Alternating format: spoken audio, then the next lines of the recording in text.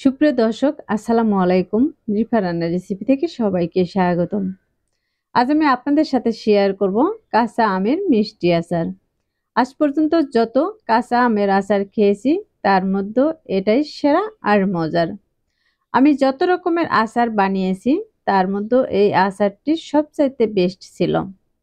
এই আচারটি যখন তৈরি করবেন তখন একটু বেশি করেই তৈরি করবেন, কারণ এই আচারটি চুলা থেকে নামানোর পর সাথে সাথে কিন্তু ফুরিয়ে যেতে পারে। আশা করছি আমার আজকের রেসিপি আপনাদের কাছে অনেক ভালো লাগবে। আর রেসিপি ভালো লাগলে ভিডিওতে অবশ্যই একটি লাইক দিয়ে দেখার অনুরোধ রইল। তাহলে আর কথা না বাড়িয়ে চলুন রেসিপিটি একবার দেখে নেই। আজকের এই আচারটি বানানোর জন্য প্রথমে আমি একটি কড়াইতে দিয়ে দিচ্ছি 1 কাপ পরিমাণে চিনি আর দিয়ে দিচ্ছি হাফ কাপ পরিমাণে পানি। এবার এই চিনিটাকে পানির সাথে নেড়েচেড়ে একটি শিরা তৈরি করে নিব।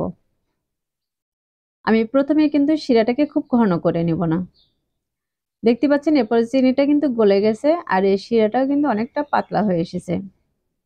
আর এই শিরাতে যখন এরকম বলক চলে আসবে তখন এর মাঝে দিয়ে দিব আমি স্বাদ মতো লবণ। আর দিয়ে দিচ্ছি হলুদের গুঁড়া সামান্য পরিমাণে, দিয়ে দিচ্ছি লাল মরিচের গুঁড়া 1 চা চামচ।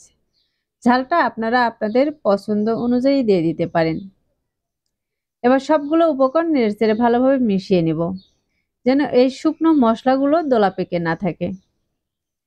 আমি এই মশলাগুলোকে কিন্তু নেড়েচেড়ে খুব ভালোভাবে মিশিয়ে নিচ্ছি। আমার এখন এগুলো মেশানো হয়ে গেছে।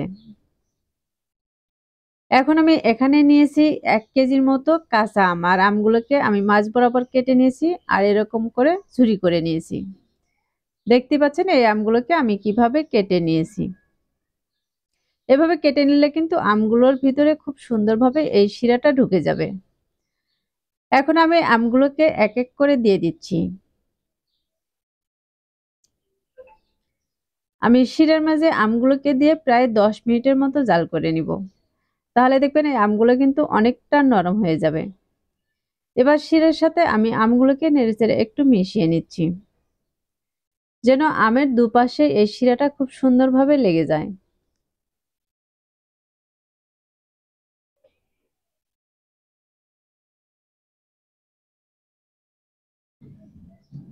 এখন আমি এটাকে ঢাকনা দিয়ে ঢেকে জাল করে নিব 5 মিনিটের মতো।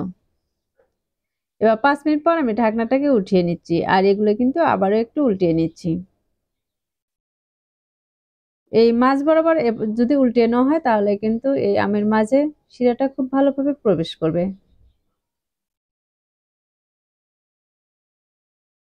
আর এই পর্যায়ে কিন্তু আমগুলো একটু নরম হয়ে এসেছে, তাই এটাকে কিন্তু আমি আলতোভাবেই নেড়ে নিয়েছি।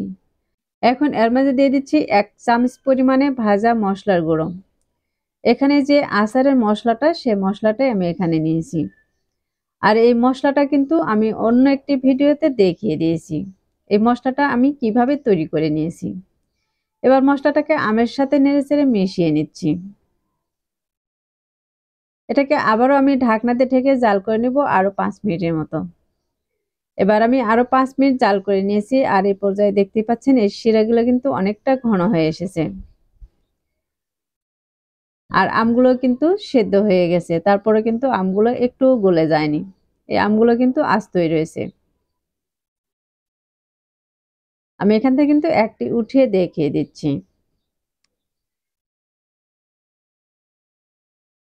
এখন আমি চুলাটাকে অফ করে দিব আর এটাকে আমি একটু ঠান্ডা করে নিব। এটা কিছুটা ঠান্ডা হয়ে এসেছে, এখন আমি এগুলো বাটিতে পরিবেশন করে নিচ্ছি। আর এগুলো দেখে কিন্তু বুঝতে পারতেছেন কতটা সুন্দর হয়েছে। এই আচারগুলো কিন্তু তৈরি করা খুবই সহজ আর উপকরণও কিন্তু খুব বেশি লাগে না। সামান্য কিছু মশলা দিয়ে কিন্তু এই আচারগুলো তৈরি করে নিতে পারবেন। এই আচারটা কিন্তু দেখতেই শুধু লোভনীয় না, আর এগুলো খেতেও কিন্তু ভীষণ মজার হয়। এইভাবে আচারগুলো বানালে কিন্তু দেখবেন ছোট থেকে বড় সবাই কিন্তু খুবই পছন্দ করে খেয়ে নেবে। এই আচারটি এতটাই মজার ছিল। আমি সবগুলো আমের আচার এখানে কিন্তু উঠিয়ে নিয়েছি।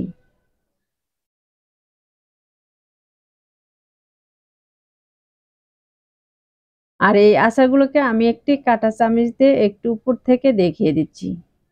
দেখতে পাচ্ছেন এগুলো কতটা ঝুরি হয়েছে, আর এই ঝুরিগুলো কিন্তু একটু গলে যায়নি।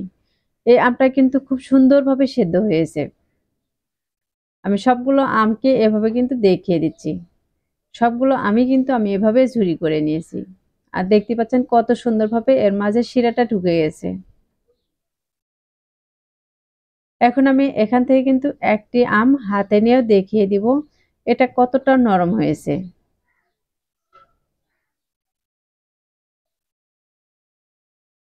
এই আমটা আমি হাত দিয়ে ভেঙে নেওয়ার পরে কিন্তু দেখতেই পাচ্ছেন এই আমটা কতটুকু নরম হয়েছে। আশা করছি প্রতিদিনের মতো আমার আজকের এই আমের আচারটি আপনাদের কাছে খুবই ভালো লেগেছে আর সহজও লেগেছে। রেসিপিটি ভালো লাগলে ভিডিওতে অবশ্যই একটি লাইক দিয়ে দিবেন। আর আমার রেসিপিটি কেমন হয়েছে তা অবশ্যই কমেন্টে লিখে জানাবেন। আমার চ্যানেলটি এখনো সাবস্ক্রাইব করে না থাকলে চ্যানেলটি সাবস্ক্রাইব করে আমাকে সাপোর্ট করবেন। তাহলে আর কথা না বাড়িয়ে আজকের মতো এখানেই বিদায় নিচ্ছি। সবাই ভালো থাকবেন, সুস্থ থাকবেন আর আমার ভিডিওর সাথেই থাকবেন। আল্লাহ হাফেজ।